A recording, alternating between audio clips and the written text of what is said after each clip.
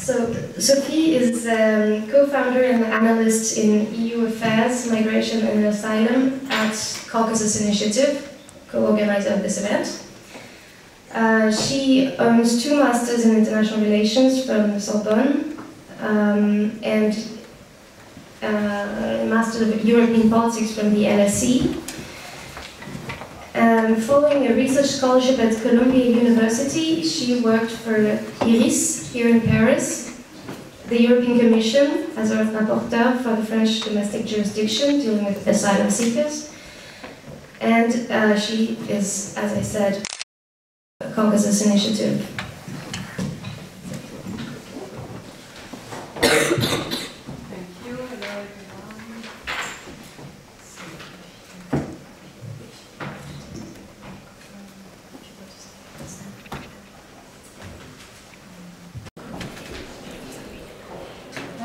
So I would just start with one. You don't necessarily need the text. So my name is Sophie. I got involved with the Caucasus Initiative last year when we created it. So it's a research project created by Michael, who was just here, and to which we contributed from the very beginning with Sophie, who is over there as well, and some other members. The idea is to gather researchers, young but not only, and build a network on the South Caucasus from a multidisciplinary perspective, so gathering people with different backgrounds. My specific background is on migration and European politics. Sophie is an international legal analyst. And Michael is looking more at defense and geopolitical issues. So the project was born last year, and we did our first field trip in Abkhazia and Georgia and Armenia and Nagorno-Karabakh. And this year they are going back in the field, not a bit better. So the title of my presentation is Instrumentalisation of refugees in the South Caucasus. Sorry about that. So the context in which this topic takes ground is the one of the South Caucasus as a recent land of refuge for Syrian refugees since the outbreak of the Syrian conflict. To give a bit of the broader context first, in Armenia, today the number of Syrian Armenians are estimated to about 20,000, and Armenia has become the 3rd largest country hosting refugees in Europe after Germany and Sweden. In Georgia, the context of Syrian refugees is a bit different. We're talking about way less people, and they are mostly Christians arriving together with Egyptians in the 2010s.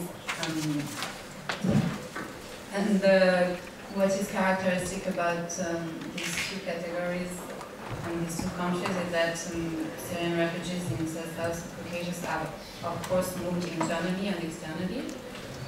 And the reason why we are focusing on Abkhazia and Nagorno-Karabakh and proposing 2 case studies today is mostly because these are the places where we've been. So I will not make a theoretical presentation about general geopolitical issues like the one that have been mentioned in the introduction, but we'll focus on specificities and observations that have been gathered on the ground, basically. Why it's interesting to compare both, mostly because both migration trends, despite of their specificities in which we will get a bit more in detail later, are paradoxical and puzzling in terms of migration trends and resettlement perspectives, and they therefore raise similar questions.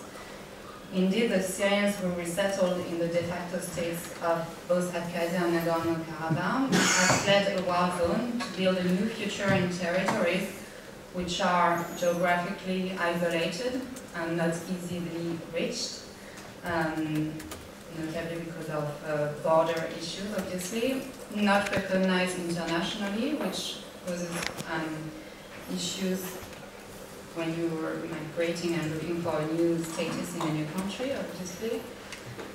Both politically unstable and demographically as well, economically fragile, and facing strong political and defense issues. What will be important during this presentation is to differentiate also between different sorts of migration trends, and by that I mean repatriation versus resettlement, relocation, because here the use of specific words matters a lot, notably in the way they are used by the local media, but also the media of the other countries in the region. And obviously, when you are talking about repatriation or resettlement, you're trying to send a political message, and so it will be important to keep that in mind. The research methodology used to gather information and come up with these arguments are field interviews mostly, and the literature is very limited on these topics because of their very specific and local dimension. So we are looking at interviews with local politicians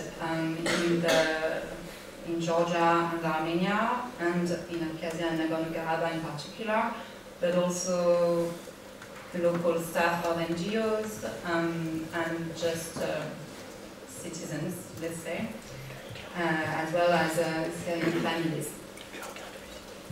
So my main argument will be that the settlement of Syrian refugees in these disputed territories result from deliberate migration and integration policies implemented by the de facto states in an attempt to shape demography and influence geopolitical concerns, and with the support of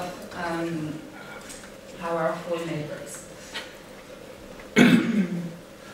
I don't know if it's necessary to introduce Abkhazia and Nagorno-Karabakh. I think you are all more or less interested in the issue here, because that's in this slide, so I will not go in detail on this. I will start by studying the case of Syrians in Abkhazia, and then the case of the relocation of Syrian Armenians in Nagorno-Karabakh, to draw comparisons and conclusions from these two cases. So to begin with Abkhazia, we are talking here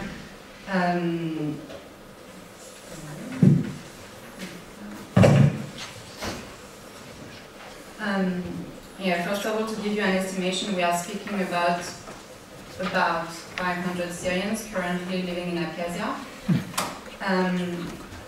Conversely, the number of Syrians of Abkhaz descent living in Syria, just as a fun fact, let's say in 2012 was about 8,000. Local authorities claim that they have arrested more than 590 Syrians of Abkhaz descent between 2012 and 2014. And this figure fits the number that was given to us by the Center of Strategic Studies of the de facto Abkhaz presidency. But of course we have to be very cautious with these numbers, because for us it was very difficult to estimate on the ground, as we just met some of the families. And so it's more or less accurate, as I wanted to stress as well. They are eligible to the Abkhaz citizenship if they choose to remain in Abkhazia on a permanent basis. And in terms of origin, they are descendants of the Mukadzhir, which is an ethnic Abkhaz group closely related to the Circassian, and who have been displaced from in the 19th century during the Russian-Circassian War. So they are therefore presented in that sense as repatriates or homecomers in Abkhazia. And as I said before, there are lots of them in Syria still today, or at least before the outbreak of the conflict. So as I said, it's defined as a return from the local authorities of Syrians of Abkhaz descent. Most of them came from the UN demilitarized zone between Syria and Israel, and following the escalation of the conflict in Syria, mostly as of 2012, the Abkhaz government, with the support from the Russian Ministry of Foreign Affairs and the diaspora in Syria, spread the word that there was this opportunity given to them to come and resettle in Abkhazia. We will now look at the living conditions which are there in Abkhazia. Most of them live in the capital city of Sorbonne, where there have been some integration projects implemented, and when we were there in May 2016, there were about 120 living in the capital city. And there was a local repatriation fund that was set up by the Abkhaz for housing, education, and financial assistance. And when they arrived, typically they were provided with a room in a hotel, and later with a permanent residence, either in the capital or a bit further around. And they were receiving also a stipend, which was relatively high compared to local life standards. There are also international NGOs like the Danish Refugee Council, for instance, and the UNHCR, which are present on the ground and who have helped through other complementary projects, which are typically called peaceful coexistence, self-reliance, etc. And these NGOs mostly focused on providing infrastructure for business, giving economic opportunities, basically. And overall, the living conditions seemed good, and they were given the opportunity to integrate autonomously, which is important when we will compare with the case in Nagorno-Karabakh, to keep in mind. And mostly the challenges and difficulties they face in terms of cultural integration. What's important to notify is that they are refugees in Abkhazia, but being taught Russian at school, mostly, before learning Abkhaz. So in terms of local integration, it's also interesting to see. Religion-wise, there are Sunni Muslims compared to Christian Orthodox, which has been raised in different interviews as being a potential integration challenge. And of course, the main issue is the one of the de facto citizenship, which does not give them the opportunity to move around freely in other countries.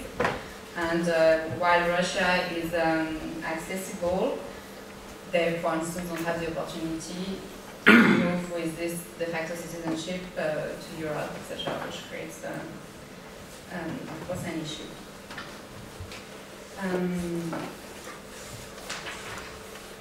And my final argument about this migration will be on questioning why this migration was facilitated by the authorities locally. As we can see, there were programs to make sure that they were welcome, which of course raised question on the interest behind such investment, let's say. And in concrete terms, this return resulted from a proactive policy by the de facto authorities, who typically sent a diplomatic mission to Syria in 2012 and benefited from practical support from Russia. When I say practical, it's arranging flights, basically. So we were told that there was a flight funded by Russia who was arranged from Beirut to Sochi, and then to then cross the Russian border, and which is part of a strategy of the local de facto state to shape the demographic balance in Abkhazia by encouraging the return of the Abkhaz diaspora. Of course, this has a direct impact on the demographic balance in the de facto state. And of course, I mean, I don't know how familiar you are, but in this territory strongly influenced by Russian presence, etc., it is not. It does have an impact to stress the importance of culturally and it influenced the strategy on identity. So that was the first part on Abkhazia. These are basically pictures that we took when we were there. So up there you have the crossing of the border, the two pictures on the top. This is the capital city of Sorbonne, which is really nice, as you can see. And this is a former building built still in Sorbonne. This one is, these two pictures were taken in a school. So we basically attended a Russian class in a local school in Sorbonne. So without transitions, we will now look into the case of the Syrians in Nagorno-Karabakh. The presence of Syrians in Nagorno-Karabakh needs to be put in the broader context of the hosting policy led by Armenia since the outbreak of the conflict, as I said before. And one specificity of the return of the Syrian Armenians in Armenia and in the Caucasus is the long-term integration of the Armenian minority also in Syria. In Nagorno-Karabakh specifically, the presence of refugees is also to be understood as part of a broader trend to resettlement of refugees, some of which were ethnic Armenians residing in Azerbaijan and who had fled to Armenia during the 90s. So a large part of the population in Nagorno-Karabakh is made up of refugees, broadly, to use the term broadly. And estimating the number of Syrians in Nagorno-Karabakh is also very challenging, given that there is no official number communicated, not as it was the case for Abkhazia. And the estimations vary around 100 remaining today, so it's a very limited portion of the population. I would say even less, based on our experience, but of course I will not make my own guess. They are Syrians finding refuge who are generally Christians and from an agricultural background and come from similar typological background than the life they had in Syria. They have a very different integration record to the ones we just mentioned for Abkhazia. And it's interesting to see that a lot of media report on success stories relocated in Nagorno-Karabakh and trying to show how they managed to develop economically through agriculture, etc. When this topic is not broadly covered in the regional media. So there is a strong local interest, I would say. And this success stories contrast with the field reality, which shows opposite integration records.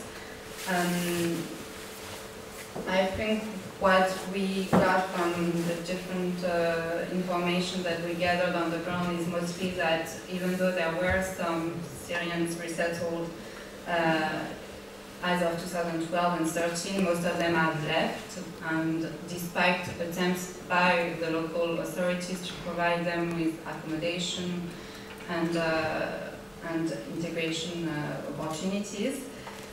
And this, we were able to see, for instance, some settlements near the checkpoints, etc., where you have basically some small but relatively, I would say maybe capable of hosting a few families who are now not habited at all, and that's partly due to the fact that those settlements were installed near the border far from the city, etc. So not giving the opportunity to the families to integrate within the local population. But what's important also is that the fact that there are those buildings and that families report on what they were given when they arrived, typically goats or animals to survive, is an evidence of the fact that there was an attempt to keep these populations in this part, in this territory. And we also heard reports of Syrian families who had first relocated in the buffer zone around Nagorno-Karabakh, which of course also raises very political and legal issues in terms of movement of population in a disputed territory. So despite the denial strategy by the de facto government and with the assistance of Armenian territories, we did see evidence of governmental measures being implemented to host Syrian families.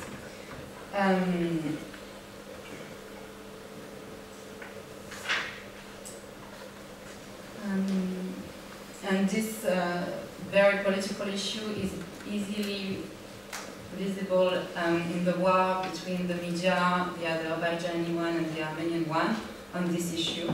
And if it's a topic in which you are interested, you can find a lot of articles about Syrian refugees in Nagorno-Karabakh and the buffer zone specifically.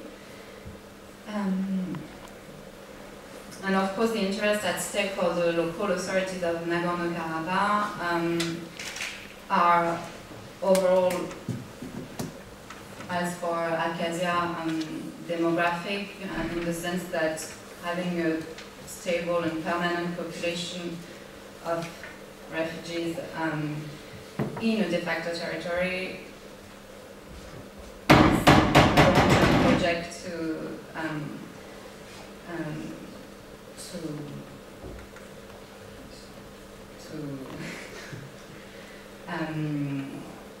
build an argument on an ancrage, I would say, sorry about the lack of translation, in the territory. The actual consequences is that it didn't have, because most of them didn't stay, an impact on the ethnic composition of the territory. And I would even think that it could constitute potential additional obstacles in the long-term resolution of the conflict, notably because of the international legal issue that it raises.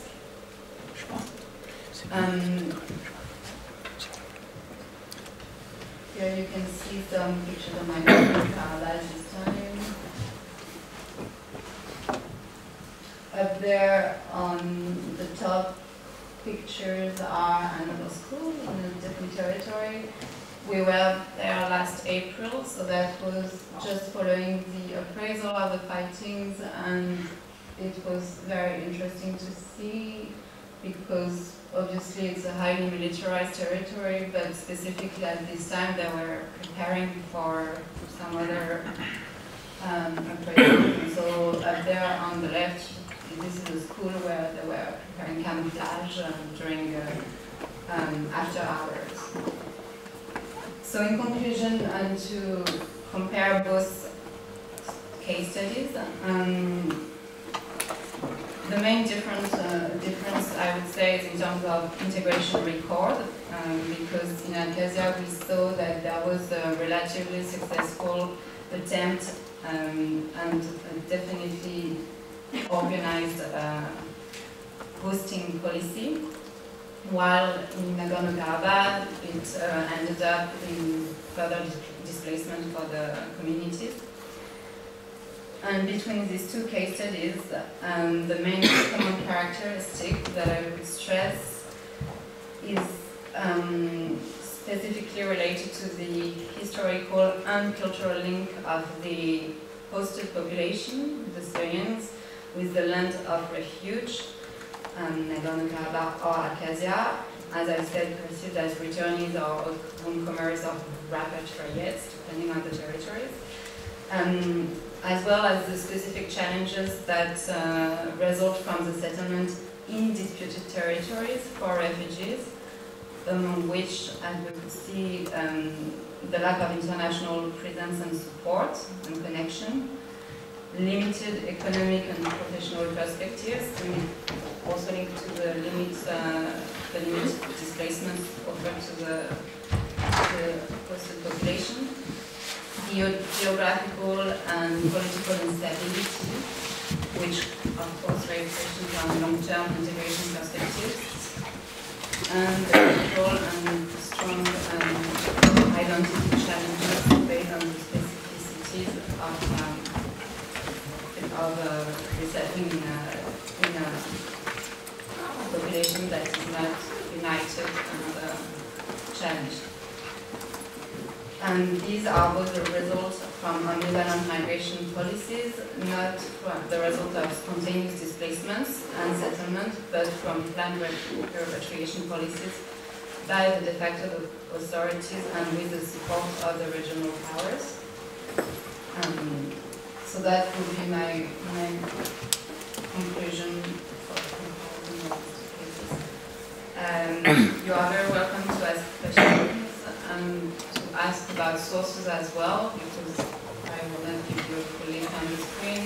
But as I said, in terms of literature, it's limited. But if you are interested, I can also, of course, give you a list of articles and also of the people we were able to interview, etc. If some of you plan on going on a field trip one day.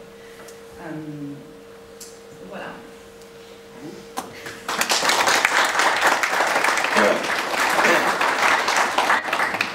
Any questions?